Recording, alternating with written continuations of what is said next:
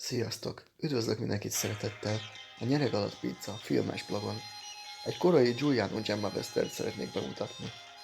Mai filmem Adiós Gringo 1965-ből.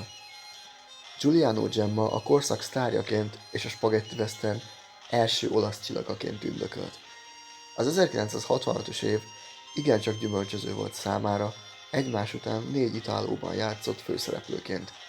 Sorrendben: az Egy lyukas dollárban, Duccio Tessari 2 Ringo moziában, és végezetül mostani filmemben, az Adiós Gringóban. A stáblistában egy bizonyos George Finley van feltüntetve rendezőként.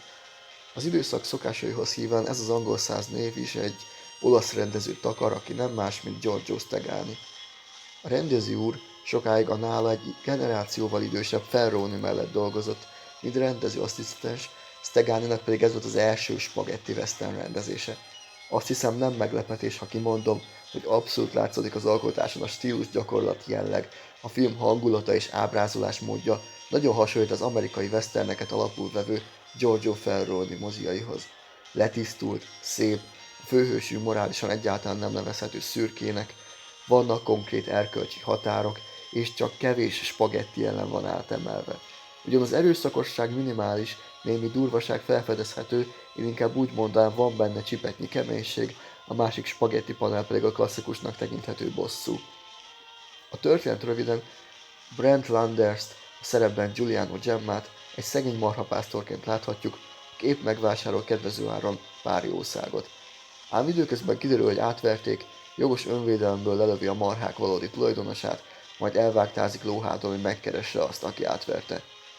A film nézése közben feltűnő, hogy a sztori vonal nagyon rendben van, és nagyon cikis dialógussal sem találkozunk.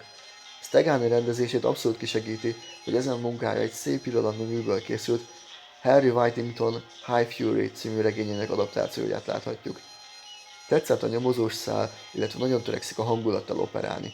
A bűnügyi szál vezeti a cselekmény fővonalát, de igyekszik megragadni a vadnyugati hangulatot is.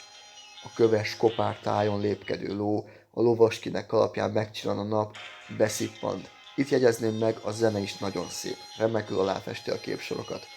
Illetve pozitívumként értékelendő a társadalomkritika, mely szerint a vagyonos réteg erkölcstelen cselekedeteket követhet el következmények nélkül.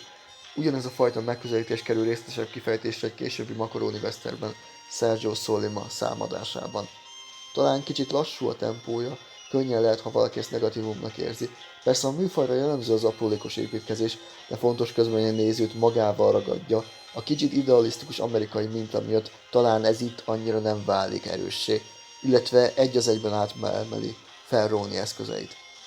Az Adiós Gringo még hordozza a korai spagetti westernek kiforratlanságát, de remek szórakozást tud nyújtani. 65%-ra értékelem, és nagyon tudom ajánlani a megtekintését. Köszönöm szépen a figyelmet, buona giornata a tutti!